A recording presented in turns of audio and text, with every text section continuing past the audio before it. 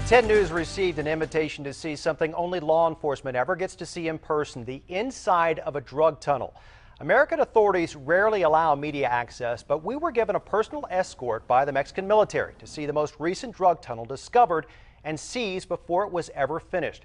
A very sophisticated tunnel demonstrating the links cartels will go to get drugs into this country. Our story begins here in the Otay warehouse district of Tijuana, an unsuspecting building just like hundreds of others in this bustling business park. But this one held a deep secret for months. A drug tunnel, almost 4 football fields long, with sophisticated engineering. An elevator, electricity, ventilation, and a rail system. It could have generated millions for the cartel building it, but it was shut down before it ever reached its destination. The warehouse tunnel was just blocks from the U.S. border.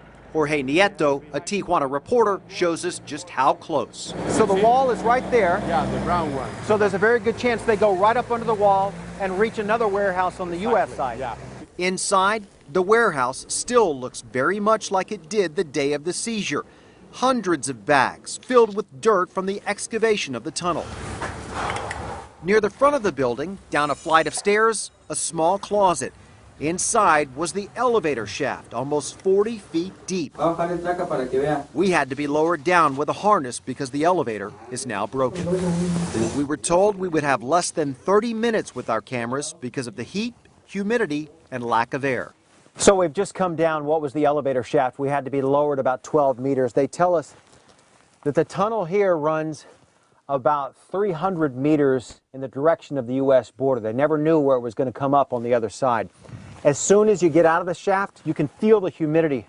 Without any type of ventilation, you can't imagine what the workers here were put through, filling hundreds and hundreds and hundreds of these bags with this dirt. Take it, haul it out, start all over again.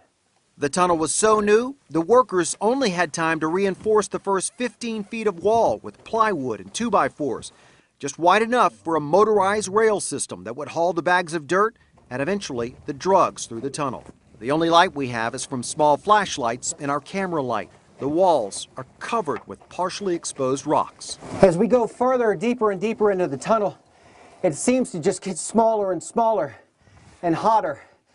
The labor must have been intensive and incredibly claustrophobic. The tunnel was unfinished and the military has no idea where the exit was targeted. A total of 17 people were arrested that day and the warehouse was shut down.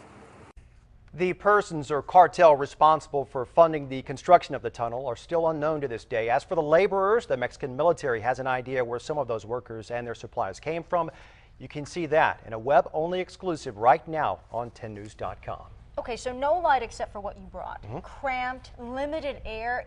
Did it make you nervous at all being down there? You know, Pat asked me if I was scared. That's the one thing that struck me most more than anything else was that claustrophobic feeling. Imagine a tiny little steam room and you're crawling 300 yards into it. So after a while, the tunnel begins to narrow and that claustrophobic feeling begins to take over.